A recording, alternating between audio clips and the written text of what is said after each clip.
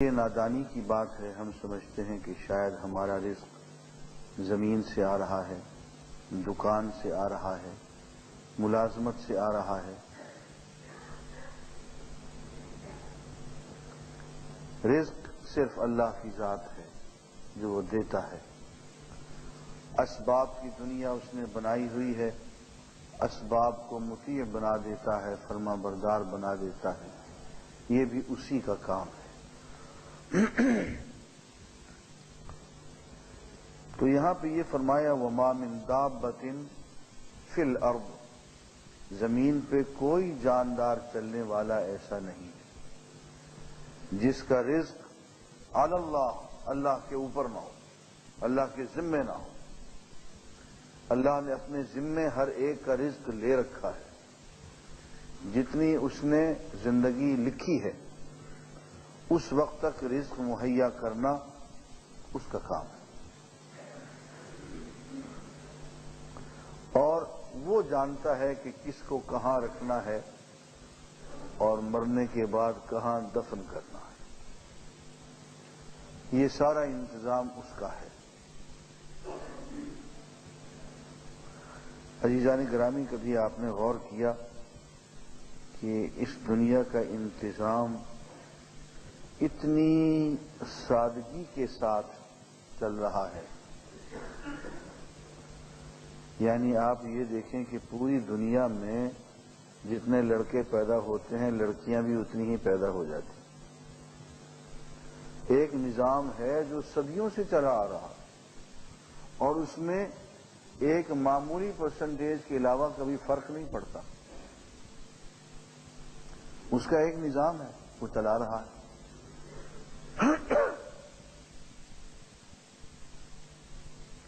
ہمیں غلطی یہ ہوتی ہے کہ ہم چونکہ اپنے ہاتھوں سے کماتے ہیں، اپنے ہاتھوں سے نوٹ گنتے ہیں، اپنے ہاتھوں سے تجوریوں میں ڈالتے ہیں، اپنے ہاتھوں سے بینک میں ڈپازٹ کرتے ہیں، تو ہم سمجھتے ہیں کہ شاید رازق ہم ہیں، شاید یہ ہمارے ہاتھوں کی کمائی ہے. ایسا نہیں ہے. حضور اکرم صلی اللہ علیہ وآلہ وسلم فرماتے ہیں کہ جب بچہ ماں کے پیٹ میں ہوتا ہے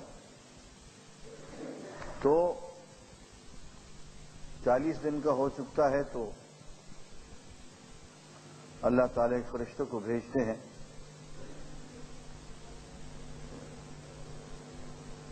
اور وہ فرشتہ اس پہ ہاتھ پھیر کے اس کو انسان کی شکل بنا دیتا ہے. اس کے بعد اس میں روح ڈال دیتا ہے اور اس کو اللہ کا حکم پڑھ کے سنا دیتا ہے کہ تیری اتنی زندگی ہوگی اور تیرا اتنا رزق ہوگا. اس رزق میں نہ زندگی میں کمی بیشی ہو سکتی ہے، نہ رزق میں کمی بیشی ہو سکتی ہے. وہ جتنا اللہ نے لکھ دیا ہے وہ مل کے رہے گا. اور حضور اکرم صلی اللہ علیہ وسلم خطبہ جمعہ میں ارشاد فرماتے تھے الا وان نفسا لن تموت حتى تستكمل رزقها فاتقوا الله واجملوا في الطلب. یاد رکھنا کہ کسی شخص کو اس وقت تک موت نہیں آئے گی جب تک کہ اپنے حصے کا، اپنے نصیب کا رزق پورا پورا وصول نہ کر لے. اور جب یہ بات ہے تو اللہ کا تقوی اختیار کرو اور حسن طلب پیدا کرو، حلال طریقے سے کماؤ. تو عزیزان گرامی، اہم بات جو آپ کو نہیں ملیں گے فارن بینک سے، وہ اتنی بڑی تعداد میں ہے کہ دنیا کی کسی اور قوم کے پاس اتنے ڈپازٹس نہیں ہوں. دنیا کا امیر ترین ملک اس وقت مسلمان ملک ہے.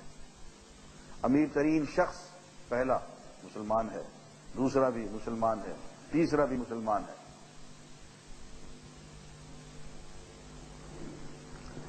آپ اپنے جغرافیے پہ نظر ڈالیے، وہ خطہ جہاں بہترین زرعی پیداوار ہو سکتی ہے، معدنی پیداوار ہو سکتی ہے، تیل کی پیداوار ہے، وہ سب مسلمانوں کے پاس ہے، بیشتر حصہ اس کا.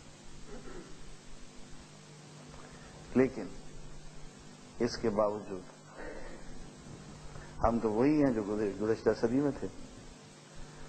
پیسے نے ہمارا کچھ نہیں بگاڑا, تیل نے ہمارا کچھ نہیں بگاڑا, ہماری کوئی کمی دور نہیں ہوئی. حرمین میں بجلی کے خمخمے جل گئے, توسیع حرمین ہو گئی. دل کا تو وہی معاملہ ہے.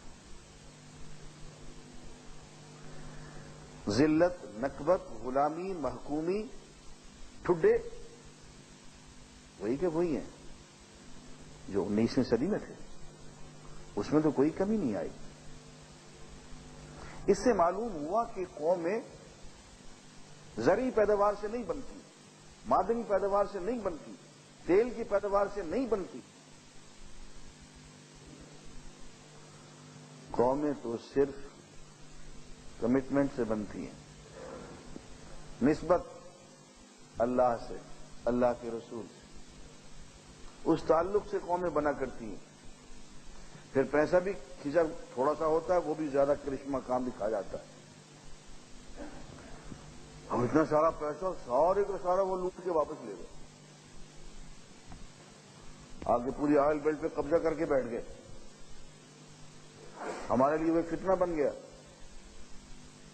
حرمین میں جانا ہمارے لیے ایک مصیبت بن گیا. اور پہلے کوئی جاتے ہمیں کوئی روکتا تو نہیں تھا. وہ عربی آتا تھا بیچارہ, وہ ان کے ایجنٹ آتے تھے, وہ منتیں کرتے تھے کہ حج پہ چلو, حج کے فضائل بیان کیا کرتے تھے. اب ہم جاتے ہیں وہ گھسنے نہیں دیتے.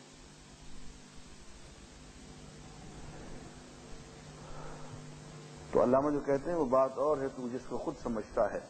زوال بندہ مومن کا بے زری سے نہیں, ہمارا زوال جو ہے وہ پیسے کی کمی سے نہیں ہے,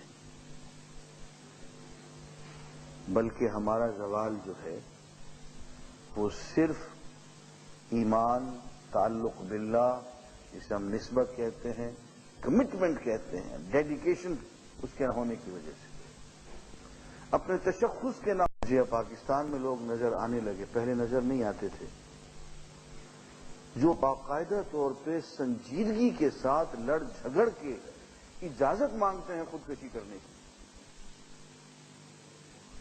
کہ ہمارے لیے کوئی جواز ڈھونڈ لیجیے.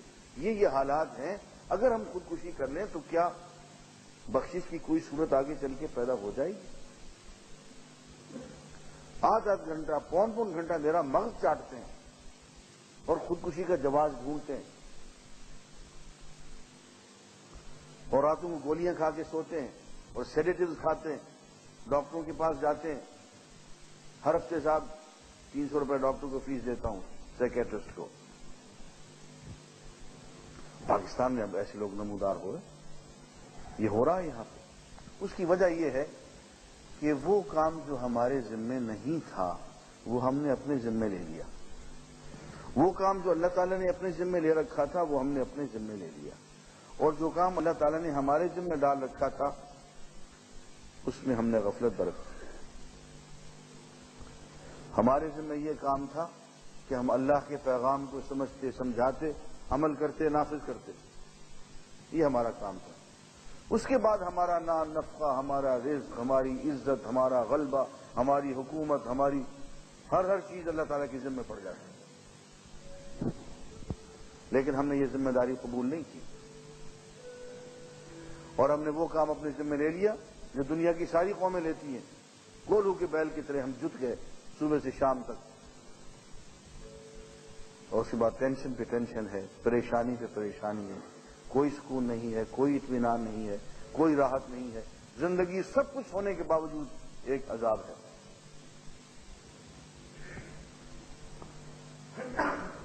آیت نمبر 13. ہم یقولون افتراہ, کیا یہ لوگ کہتے ہیں کہ انہوں نے اپنے جی سے گھڑ لیا؟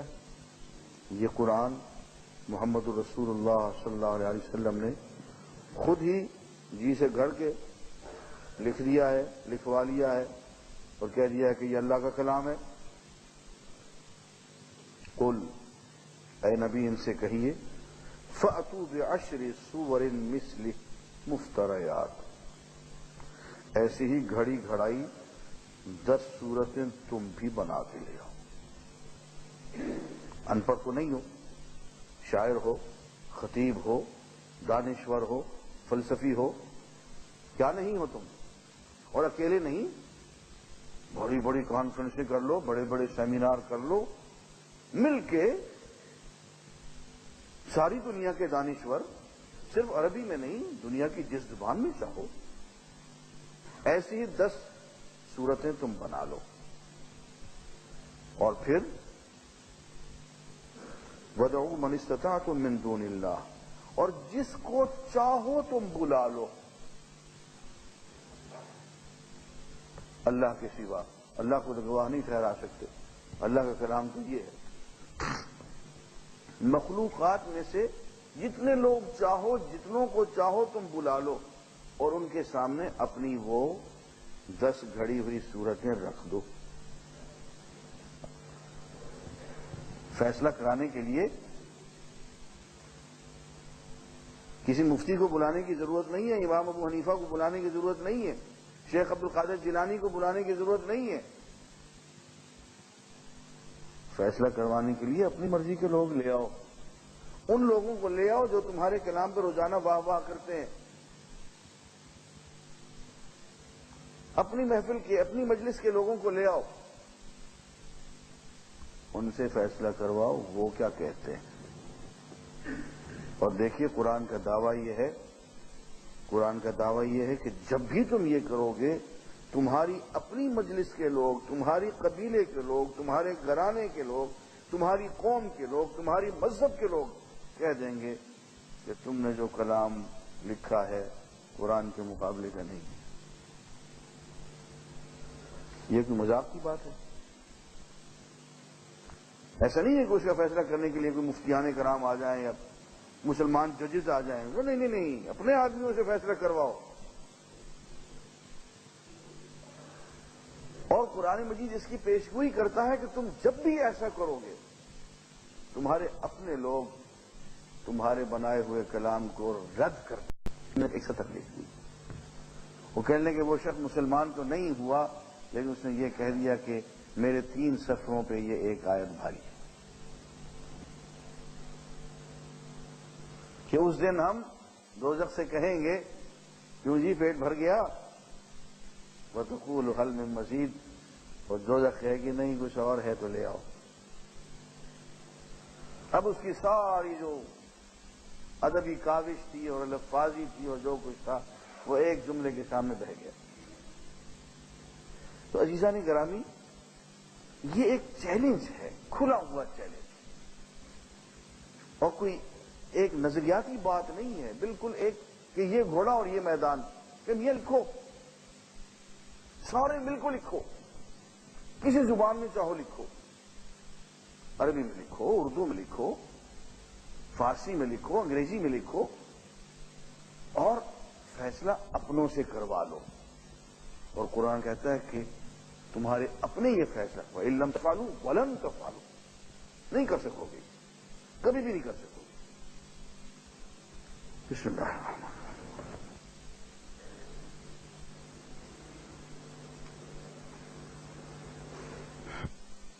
الذین آمنوا وعملوا الصالحات، بے شک جو لوگ ایمان لائے اور نیک عمل کیے، وَأَخْبَتُوا إِلَىٰ رَبِّهِمْ، اور اپنے پروردگار کی طرف رجوع ہوئے، اولئک اصحاب الجنہ، وہی جنت والے لوگ ہیں، ہم فیہا خالدون، وہ اس میں ہمیشہ ہمیشہ رہیں گے۔ مثل الفریقین، لوگوں کی مثال 2 فریقوں جیسی ہے، کالاعمیٰ والاصم، ایک اندھا اور بہرا، والبصیر والسمیع، اور ایک گروہ دیکھنے والا اور سننے والا۔ هل یستویان مثلا، کیا ان دونوں کا حال ایک جیسا ہو سکتا ہے؟ افلا تذکرون، کیا تم اس بات پہ دھیان نہیں دیتے؟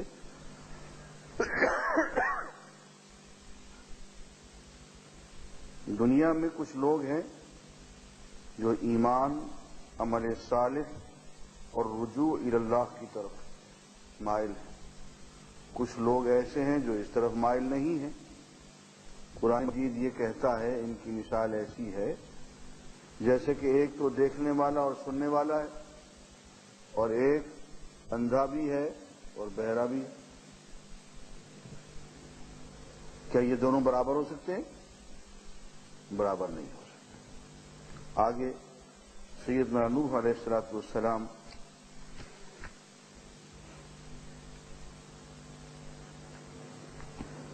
وَلَقَدْ أَرْسَلْنَا نُوحًا إِلَىٰ قَوْمِهِ، بے شک ہم نے نوح کو اس کی قوم کی طرف بھیجا. إِنِّي لَكُمْ نَذِيرٌ مُّبِينٌ، انہیں کہا کہ دیکھو میں تمہیں واضح طور پر متنبہ کرنے والا، ڈرانے والا. اللہ تعبدوا الا اللہ، یہ کہ اللہ کے سوا کسی کی عبادت نہ کرو. انی اخاف علیکم عذاب یوم علیم، میں ایک دردناک دن کے عذاب سے تمہارے بارے میں ڈرتا ہوں. فقال الملأ الذین کفروا، کفر کرنے والوں میں جو قائد لوگ تھے، لیڈر صاحبان، انہوں نے کہا ما نراک الا بشرا مثلنا، بھئی ہم تو یہ دیکھ رہے ہیں کہ تم ہم جیسے ہی ایک بشر ہو، ہم جیسے ایک انسان ہو. وما نراک اتبعک الا الذین هم اراذلنا بادی الرأی، اور ہم سوائے اس کے اور کچھ نہیں دیکھتے کہ تمہاری پیروی وہ لوگ کر رہے ہیں جو بڑی کمینے لوگ ہیں. کوئی موچی ہے، کوئی نائی ہے، کوئی دھوبی ہے، کوئی لوہار ہے. تو یہ جو مزدور پیشہ لوگ، اراذل، یہ لوگ ہیں، یہی تمہارے پیچھے لگے ہوئے ہیں. کوئی سمجھدار آدمی، کوئی کھاتا پیتا آدمی، کوئی جاگیردار. آمنوا وعملوا الصالحات، بے شک جو لوگ ایمان لائے اور نیک عمل کیے، وَأَخْبَتُوا إِلَىٰ رَبِّهِمْ، اور اپنے پروردگار کی طرف رجوع ہوئے. اولئک اصحاب الجنہ، وہی جنت والے لوگ ہیں. ہم فیہا خالدون، وہ اس میں ہمیشہ ہمیشہ رہیں گے. مثل الفریقین، لوگوں کی مثال دو فریقوں جیسی ہے. کالاعمیٰ والاصم، ایک اندھا اور بہرا. والبصیر والسمیع، اور ایک گروہ دیکھنے والا اور سننے والا. هل یستویان مثلا، کیا ان دونوں کا حال ایک جیسا ہو سکتا ہے؟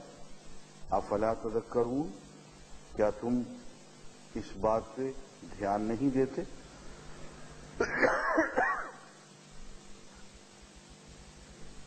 دنیا میں کچھ لوگ ہیں جو ایمان، عمل صالح اور رجوع الی اللہ کی طرف مائل ہیں. کچھ لوگ ایسے ہیں جو اس طرف مائل نہیں ہیں. قرآن مجید یہ کہتا ہے ان کی مثال ایسی ہے جیسے کہ ایک تو دیکھنے والا اور سننے والا ہے اور ایک اندھا بھی ہے اور بہرا بھی ہے. کیا یہ دونوں برابر ہو سکتے ہیں؟ برابر نہیں ہو سکتے. آگے سیدنا نوح علیہ الصلوۃ والسلام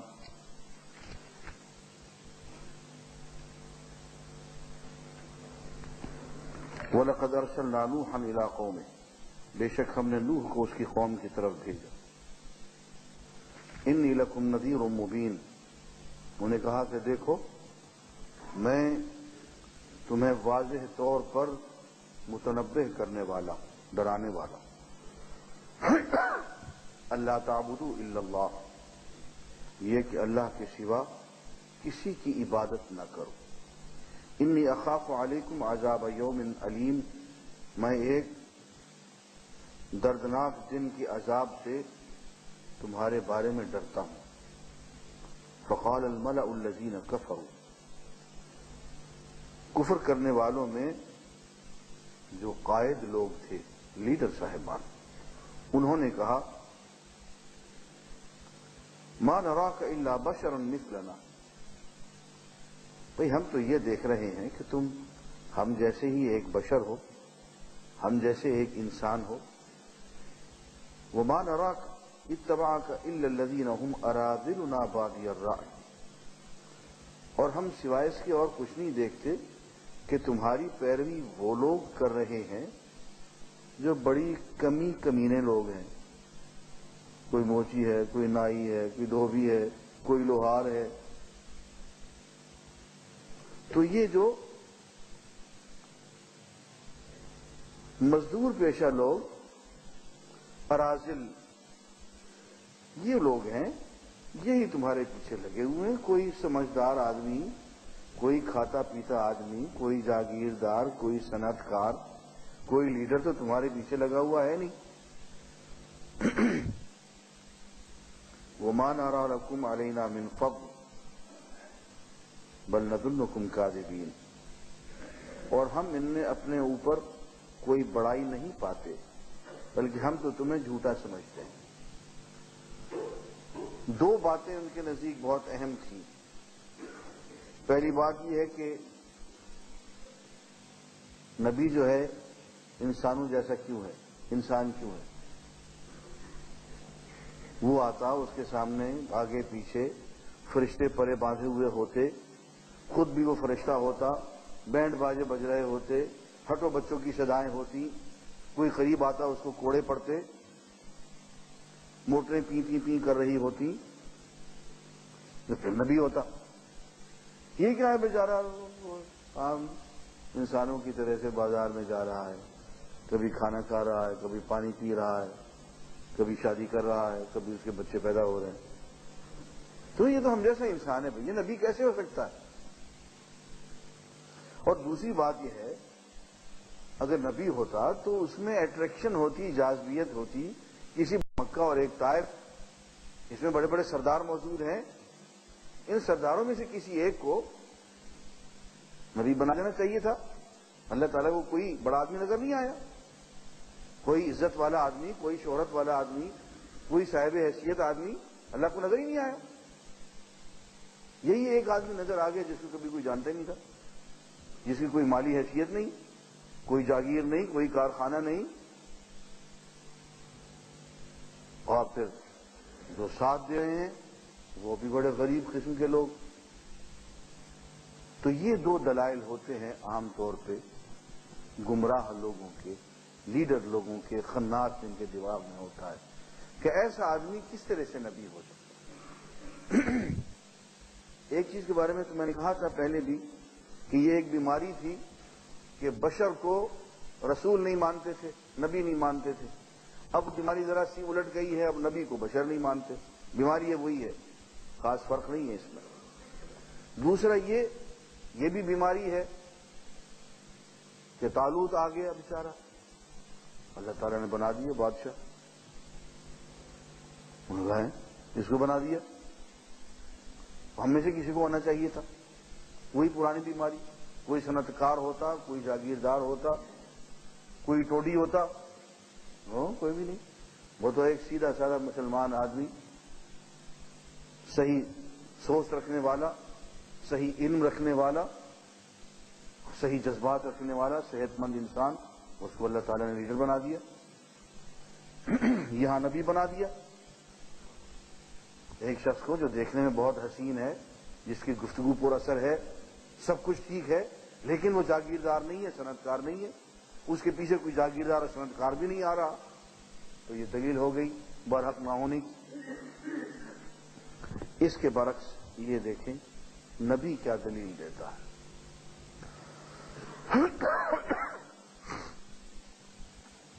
قال یا قوم، انہوں نے کہا میری قوم، ارأیتم، کیا تم نہیں دیکھتے، ان کنت علی بینۃ من ربی وآتانی رحمۃ من عنده، تمہیں کچھ نظر نہیں آتا میرے اندر، کھلی نشانیاں، دلائل، حق کی روشنی، میری گفتگو، میرا کردار، کچھ نظر نہیں آتا تمہیں؟ یہ بینات پہ بینات اللہ نے مجھے عطا فرما رکھی ہیں، تمہیں کچھ نظر نہیں آ رہا؟ وہ آتانی رحمت من عندہ، اللہ نے اتنی رحمت مجھے اپنی طرف سے عطا فرما دی ہے تم ذرا غور کر کے دیکھو، آنکھیں کھول کے دیکھو، اپنے میں اور مجھ میں تمہیں کوئی فرق نظر نہیں آتا، صرف ایک بشر کہہ کے ٹال دیا تم نے مجھے. فعمیت علیکم، اتنے اندھے ہو گئے ہو کہ انسان کو پہچانتے نہیں ہو. دیکھو، انلزمکموہا وانتم لہا کارہون، کیا زبردستی ہم دین تمہارے گلے میں چپکا دیں، تمہارے دلوں میں ڈال دیں، اور تم وہ چاہو نہ چاہو ہم تمہیں مسلمان بنا دیں؟ ایسا نہیں ہوگا، تمہاری طلب پہ ہوگا. اور دیکھیے دلیل کیا دے رہے ہیں. اور دوستو، آج بھی حق پرست انسان میں اور دوسرے شخص میں جو بنیادی دلیل ہوگی وہ یہی ہوگی. غور کریں. یا قوم، اے میری قوم، لا اسألکم علیہ مالا، میں جو کچھ کر رہا ہوں، تبلیغ کر رہا ہوں، قربانی کر رہا ہوں، صبح سے لے کے شام تک اور شام سے صبح تک 24 گھنٹے اس کام پہ میں وقت لگا رہا ہوں، تم سے اس کا کوئی معاوضہ نہیں مانگتا، مجھے تم سے کوئی مال نہیں چاہیے. لا اسألکم علیہ مالا، اس دعوت اور اس کام کے صلے میں مجھے تم سے ایک ڈھیلا بھی نہیں چاہیے. ان اجری الا علی اللہ، میرا اجر تو اللہ ہی کی طرف ہے، اسی کے ذمہ ہے. وما انا بطارد الذین آمنوا، اور دیکھو دوسری بات، تم آؤ تمہاری مرضی، خوش آمدید، اور تم نہ آؤ تمہاری مرضی، لیکن تمہاری وجہ سے یہ لوہار، یہ دھوبی، یہ موچی، یہ نائی جو پورے